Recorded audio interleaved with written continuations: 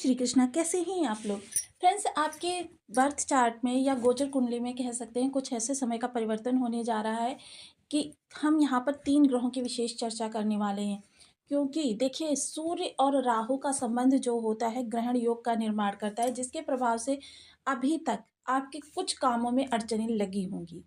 पूर्ण रूपेण तो कोई काम ध्वस्त नहीं हुआ होगा, लेकिन कुछ कामों में अड़चनें आई होंगी।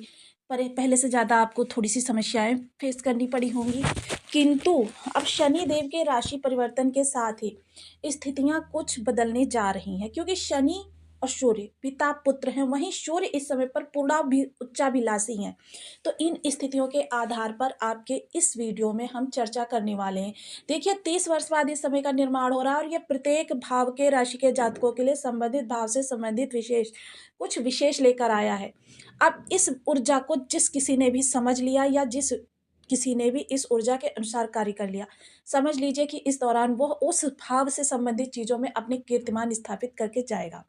और आपके सबसे महत्वपूर्ण भाव में बन रहा है, जहाँ की दिग्बली राहु है। शनि भी यहाँ पर कारक होंगे और सूर्य भी यहाँ पर कारक है। तो ऐसी स्थिति में 3-3 कारक ग्रहों का प्रभाव आपके लिए किस तरीके से रहने वाला है, तो वीडियो बहुत आपके लिए ज्ञानवर्धक होने वाला है। तो वीडियो को पूरा देखिएगा। तो शुरू करते हैं। सबसे पहले, यदि आपकी लग्न में 10 नंबर बना हुआ है तो ये राशिफल आपके लिए है। यदि कुंडली में कहीं भी चंद्रमा के साथ 10 नंबर बना हुआ है तो ये राशिफल आपके लिए। कुंडली ना होने की स्थिति में आप इसे नाम राशि से भी देख सकते हैं। यदि अभी तक आपने अपने इस चैनल को सब्सक्राइब नहीं किया है तो प्लीज़ सब्सक्राइब कर लीजिए, वीडियो को लाइक कर दीजिए, चैनल को शेयर कर दीजिए। इससे होगा क्या कि हमारे आने वाले हर वीडियो की नोटिफिकेशन मिल सकेगी आपको सबसे पहले। एक प्यारा सा कमेंट करना बिल्कुल ना भूलें। कमेंट से हमें बहुत मोटिवेशन मिलता है और हौसला मिलता है, और ये पता चलता है आप और क्या जानना चाहते हैं। तो देखिए, इस समय गोचर में ग्रहों की स्थिति क्या है, ये 29 मार्च के गोचर में ग्रहों की स्थिति को हम बता रहे हैं। यहाँ पर 6 ग्रहों का राज होने वाला है।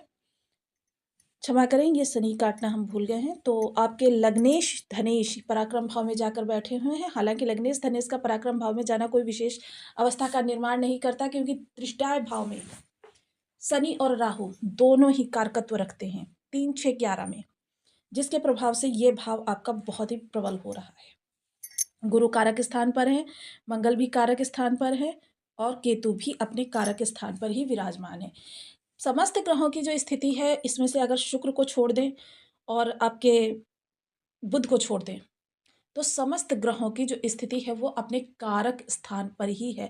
तो ऐसी स्थिति में ये प्रभाव आपके लिए किस तरीके से रहने वाला है, सबसे पहले शनि राहु और सूर्य के बारे में थोड़ी सी विशेष चर्चा कर लेते हैं। उच्चाभिलाषी सूर्य की शनि राहु संग युति 30 वर्षों का ऐतिहासिक समय। मकर राशि 29 मार्च से 14 अप्रैल। किस्मत के तेज से लिख दोगे नया अध्याय। रंग से राजा बनने की स्थितियों का प्रादुर्भाव होने वाला है। तो देखिए, ये चीज़ तो हम यहाँ पर क्लियर कर दें कि ये सभी के लिए एक जैसा नहीं होगा। इसके लिए भी देखिए, हर वर्ग विशेष की अलग अलग परिस्थिति के अनुसार होता है। दूसरे, ये देखिए, ऊर्जाएं होती हैं जो आपके जीवन को प्रभावित करती हैं। अब सबसे पहले समझते हैं ऊर्जा क्या है, क्योंकि इस वीडियो को अगर आपने समझ लिया तो आप अपनी ज़िंदगी में अगले आने वाले दिन के लिए बहुत अच्छा कर जाएंगे। देखिए, शनि क्या है? शनि है कर्मठता, लगन, डेडिकेशन, दूरदर्शिता। कि शनि त्वरित चीज़ों को नहीं देखते हैं, शनि देखते हैं आपके आगामी चीज़ों को। शनि का क्या है कि जो कार्य आप कर रहे हैं उसमें अगर 10 साल बाद की पोजीशन बहुत अच्छी है, तब तो शनि उस चीज़ में बहुत अच्छा करते हैं, क्योंकि शनि स्वयं दूरदर्शिता है। शनि है एक प्लानिंग। ये चीज़ें जो देते हैं वो आपको शनि देते हैं। कर्मठता, कर्मठता होना बहुत ज़रूरी होता है। आपने बहुत से वीडियोज़ में ये सुना होगा कि जब शनि आपके कमज़ोर होते हैं या आपके लिए दुष्प्रभाव का निर्माण करते हैं, तो आपके अंदर आलस्य भर देते हैं। वहीं शनि कहते हैं जब आपके अच्छे होते हैं कि बस आप प्रयास करते जाइए, प्रयास करते जाइए। देखिए, पत्थर बेशक आखिरी चोट से टूटता है, लेकिन पहले की गई चोटें आपकी व्यर्थ नहीं होती, वो उस पत्थर को कमज़ोर करने का कार्य करती हैं।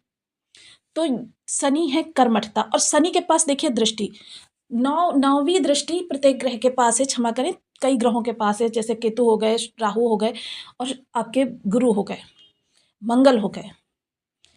मंगल के पास अष्टम दृष्टि, केतु, राहु और गुरु के पास नवम दृष्टि। किंतु सबसे दूर की दृष्टि किसके पास है? शनिदेव के पास। हालांकि ये स्लो चलते हैं शनिदेव, किंतु ये इनके प्रभाव भी बहुत बड़े वाले होते हैं। ये चोट ऐसी जगह पर करते हैं जो मार्मक हो। ये इधर उधर नहीं भटकते हैं। इनका कार्य है धीरे चलना, लेकिन प्रहार ऐसी जगह पर करना जहां से उनको अर्थ प्राप्त हो। अब आप प्रयास 100 जगह पर करें, लेकिन आपका अर्थ तो अगर एक जगह से सिद्ध होना है, तो अगर वही एक बिंदु आपकी समझ में आ गया, तो आप इधर-उधर क्यों भटकेंगे? ये प्रभाव है शनिदेव का। राहु क्या है? राहु है आपका माइंड, आपकी सोच, सकारात्मकता। अब इसको आप चाहे नेगेटिव वे में ले जाइए या पॉजिटिव वे में, ये आप पर डिपेंड करता है। राहु साथ ही आपकी सोच को देखिए, राहु का क्या है, आप हार्ड वर्क मत कीजिए, आप स्मार्ट वर्क कीजिए, प्लानिंग के साथ चलिए। कलयुग के राजा है राहु, क्योंकि देखिए कलयुग पाप प्रधान, राहु पाप प्रधान, और राहु के पास भी वो क्षमता है कि अर्श से फर्श और फर्श से अर्श का सफर आपको चुटकियों में करवा देते हैं। रातों रात करोड़पति को रोडपति और रोडपति को करोड़पति बनाने की क्षमता रखते हैं। और कलयुग, क्योंकि दो दो मित्र हैं, एक प्रवृत्ति के हैं, तो एक दूसरे के प्रभाव में बहुत अच्छे प्रभाव देते हुए देखे जाते हैं। बस इन ग्रहों को समझने की आपके अंदर क्षमता होनी चाहिए। अगर आपने इन ग्रहों को समझ लिया, तो इनको देखिए, ये तो हम नहीं कहते कि आप आकाश प्राप्त कर लेंगे, लेकिन आकाश का जब ख्वाब रखेंगे तो क्षितिज तो जरूर ही प्राप्त कर लेंगे। वो क्षितिज आपके लिए पूरे संसार को आपके सामने विस्तृत खोल कर रख देगा। तो ये है हमारे शनि और राहु की विशेषता। और आप हम चर्चा करते हैं कि यहाँ पर आपके लिए प्रभाव किस तरीके से देंगे, क्योंकि यहाँ पर उच्चाभिलाषी सूर्य बैठे हुए हैं। सूर्य क्या है? सफलता के कारक हैं। जब आप इन ऊर्जाओं को समझकर इन तीनों का समन्वय करके उसके अनुसार, क्योंकि देखिए यहाँ पर शुक्र और बुध दूसरी चीजों का कारकत्व रखते हैं, तो यहाँ पर इतने ज्यादा कारक नहीं होते हैं। यहाँ पर इन्हीं तीन ग्रहों का प्रभाव आपके आगामी 14 दिनों के लिए प्राप्त होने वाला है। शुक्र बुध होने के कारण देखिए, ऐसा नहीं है कि प्रभाव नहीं देंगे, कि तो वो जिन चीजों में कारक है उन चीजों में अपना प्रभाव देंगे। शुक्र धन के कारक हैं, आकर्षण के कारक हैं, लग्जरी के कारक हैं, वो अलग चीजें हैं, वो अलग अपना प्रभाव देंगे। क्योंकि पहले ये जो कर्म के कारक ग्रह हैं, इनकी हम यहाँ पर चर्चा कर रहे हैं। कर्म के कारक तीनों ही ग्रह हैं, क्योंकि सूर्य सफलता के कारक हैं। अब जब इन ऊर्जाओं को हम अच्छे से समझकर उसके अनुसार अपनी कार्यों को क्रियान्वित करेंगे, रणनीतियों को करेंगे। राहु के बारे में एक चीज मैं बताना भूल गई कि राहु रहस्य भी हैं अपनी रणनीतियों को, अपनी चीजों को। क्योंकि राहु की एक विशेषता है, राहु जिस भी भाव में बैठे हों, यानी कि आज जैसे सपोज कीजिए आपके लग्न में बैठे हैं, आप स्वयं को रहस्य बना लीजिए, लोगों के सामने ओपन मत कीजिए, अपने बंद पत्ते पत्ते बंद रखिए। क्योंकि अगर आपने पत्ते खोल दिए तो पूरी बाजी आपकी पलट जाती है।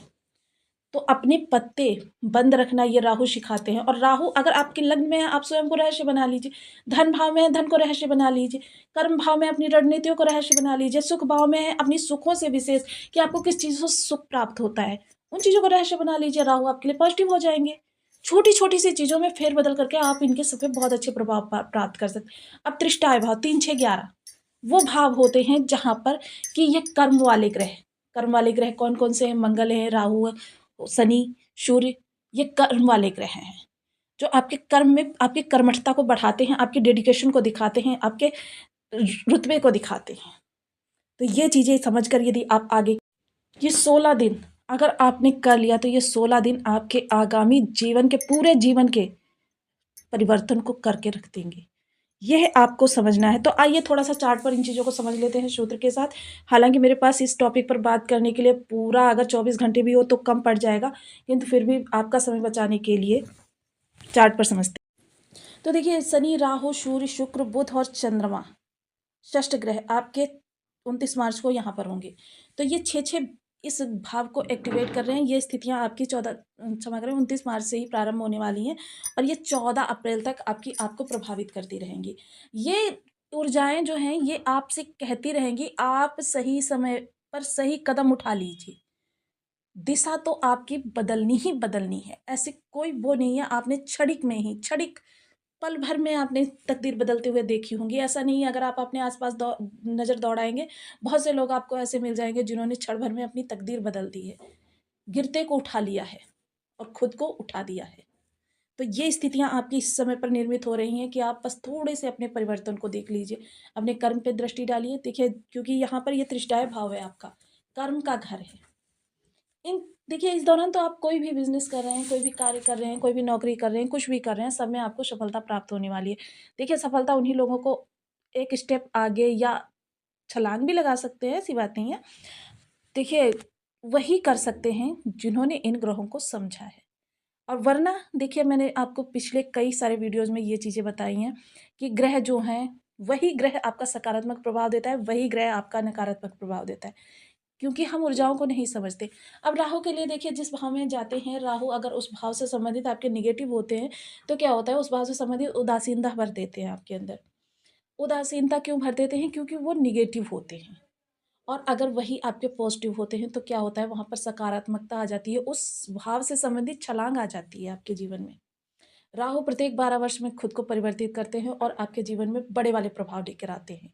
प्रत्येक 12 वर्ष में, हर किसी राशि में, हर किसी लग्न में। किंतु राहु के प्रभाव क्या है कि आप राहु को समझते ही नहीं है। राहु आलस्य जब खराब होते हैं तब देते हैं। शनि आलस्य तब देते हैं जब खराब होते हैं। और उसी आलस्य की स्थिति पे अगर आपने उसी आलस्य पर विजय प्राप्त कर लिया, तो आपके लिए चमत्कार की स्थितियों को उत्पन्न करते हैं।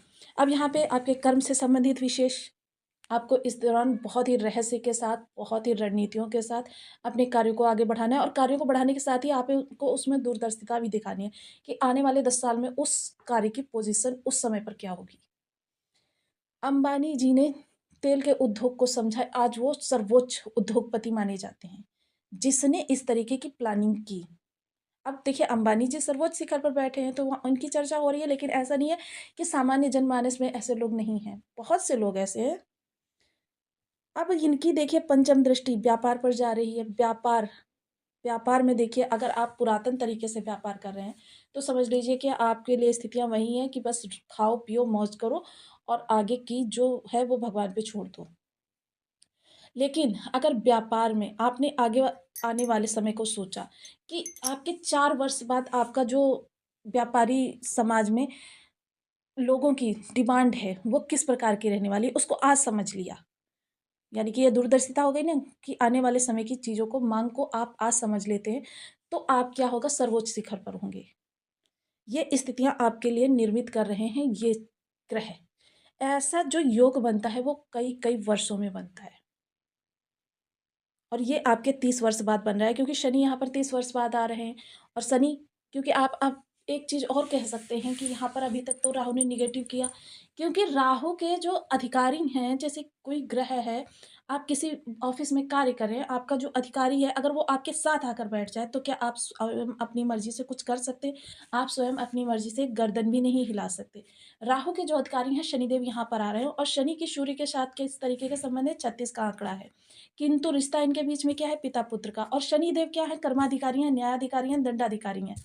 अब ऐसी स्थिति में क्या होगा, जब तक सूर्य रहेंगे शनि के सामने, शनिदेव बेशक कितना भी उनसे मतलब 36 का आंकड़ा हो, लेकिन ना तो शनि कुछ गलत करेंगे, ना सूर्यदेव कुछ गलत करेंगे। अब इस ऊर्जा को समझने के लिए इससे बेहतर उदाहरण और क्या प्राप्त हो सकता है? तो यानी कि देखिए न्याय पर चलते हुए नैतिकता का तो बिल्कुल भी उल्लंघन नहीं करना है कि कहीं से हमने शॉर्टकट से कुछ कार्य कर लिया या किसी को रिश्वत देकर अपना कार्य करा लिया, ये चीज़ें तो बिल्कुल भी नहीं करनी है। क्योंकि यहाँ पर इतने सारे ग्रहों का प्रभाव, वहीं न्यायमूर्ति का यहाँ पर होना आपके लिए बहुत ही विषम परिस्थितियाँ क्रिएट कर सकता है। किसी के हक का हनन करना, ये चीज़ें बिल्कुल नहीं। स्वयं सामने से उसको वो बेशक भूल जाए, लेकिन स्वयं सामने से उसको उसकी धनराशि वापस कीजिए, उसकी चीज़ें वापस कीजिए, उसका सम्मान वापस कीजिए। जीवन साथी देखिए थोड़ा-सा रूड तो रहेगा, किंतु स्थितियाँ कोई अनियंत्रित नहीं होने वाली हैं। ये चीज़ें जो है आपके कर्म से संबंधित विशेष होने वाली हैं। सप्तम भाग्य पर दृष्टि जाएगी तो भाग्य का प्रभाव तो आपका बुलंद होगा ही जब आप अपने कर्म को सुधारेंगे। भाग्य का प्रभाव तभी बुलंद होता है जब आपके कर्म सुधरते हैं और न्यायमूर्ति का होना समझ लीजिए कि आपके लिए एक चुनौती है और चुनौती तो आपके जीवन में हमेशा ही रहती है। मकर राशि की एक विशेषता होती है कि एक चुनौती समाप्त होती है, दूसरी चुनौती प्रारंभ हो जाती है। चुनौती की राशि है मकर राशि। ये शनिदेव की साधारण राशि है। अब देखिए यहाँ पर नवम दृष्टि भी है और दसम दृष्टि भी है। ये दोनों दृष्टियाँ, क्योंकि यहाँ पर आपके लाभ और व्यय दोनों को ही नियंत्रित करते हुए दिखाई देंगे। तो इस दौरान देखिए मैंने कहा ना जैसे ऐतिहासिक क्षण है, जिन लोगों ने इन ऊर्जाओं को समझ लिया, गोपनीयता, रणनीति, दूरदर्शिता और कर्मठता, इन चारों का समन्वय कर लिया इन भावों से संबंधित, तो समझ लीजिए वो इस समय पर अपने लाभ के ऐसे-ऐसे सोर्स जनरेट कर देंगे, जो उन्होंने पूरे जीवन काल में नहीं किए। देखिए, राहु क्या है, राहु के एक देखिए उपाय होता है, बहुत अच्छा उपाय होता है कि आप सीखना चालू कर दीजिए, कुछ भी सीखना चालू कर दीजिए। कर्म से संबंधित, हॉबी से संबंधित कुछ भी। राहु आपके अपने आप धीरे-धीरे अच्छे होने लग जाते हैं। तो ये चीज़, ये उपाय बताता है कि आप अपने माइंड को एक्टिव रखिए। जितना ज़्यादा आप माइंड को एक्टिव रखेंगे, सोच को एक्टिव रखेंगे, और दूसरा क्या है, सोच को एक्टिव रखने के साथ-साथ आधुनिकता में भी जिए, क्योंकि राहु स्मार्ट है। राहु आपको बार-बार वो कहते हैं ना फावड़ा चलाना नहीं सिखाते, बल्कि एकदम से मशीन वहाँ पर पहुँचा दो, 1 मिनट में काम हो जाएगा, बस। अब बहुत से लोगों के बर्थ चार्ट में इन ग्रहों की स्थिति बहुत ही ज़्यादा खराब होगी, इतनी ज़्यादा खराब होगी कि उन लोगों को ये चीज़ें समझ में ही नहीं आती हैं। देखिए, जब क्या होता है, सही वक़्त नहीं होता है, तब आपको सामने से बार-बार कोई कितना भी प्रेरित करे, कितना भी आपको उत्साहित करे, आपको वो चीज़ें नहीं समझ में आती। आप उस चीज़ को हमेशा गलत ही समझते रहते हैं, जो चीज़ आपको बताई जाती है। तो ये होता है उस ग्रह का बहुत बुरा वाला दुष्प्रभाव प्राप्त होना। तो ऐसी स्थिति में क्या होता है, हम उपाय करके इन ग्रहों को सही कर सकते हैं। तो इसके लिए देखिए, आपके लिए हमने पहले एकमात्र 9 ग्रहों के लिए मंत्र दिया था। आज हम राहु, शनि और सूर्य के बारे में आपको उपाय दे रहे हैं। राहु के लिए देखिए, ओम राम रावये नमः, शनि के लिए ओम शनशनिश्चराय नमः, सूर्य के लिए ओम घड़ी सूर्याय नमः। इन बीज मंत्रों का आप 1 माला, 2 माला, 5 माला, 7 माला, 11 माला का जप नियमित अपनी सुविधानुसार करना प्रारंभ करें। सूर्य के लिए नित्य प्रति सूर्य को अर्घ्य दें, तांबे के पात्र में। ये विधि मैं कई बार बता चुकी हूँ आपको। इसके साथ ही देखिए, शनि के लिए शनि मंदिर में, पीपल वृक्ष पर या घर के मुख्य द्वार की चौखट पर पी तिल के तेल का एक दीपक अवश्य जलाएँ। राहु के लिए शनिवार के दिन प्रदोष बेला के बाद में घृत का एक दीपक पीपल वृक्ष पर अवश्य जलाएँ। इस दीपक को जलाने का भी एक विधान होता है, इसका विधिवत पूजन करके इसे आसन अवश्य प्रदान करें, अन्यथा इसका दुष्प्रभाव भी प्राप्त हो सकता है। तो आपको वीडियो कैसी लगी मुझे कमेंट बॉक्स में ज़रूर बताएं। चैनल पर न्यू है तो प्लीज़ वीडियो को लाइक, शेयर, चैनल को सब्सक्राइब करना बिल्कुल ना भूलें। मिलती हूँ नेक्स्ट वीडियो में, तब तक के लिए नमस्कार। अपना ध्यान रखें, स्वस्थ रहें, मस्त रहें।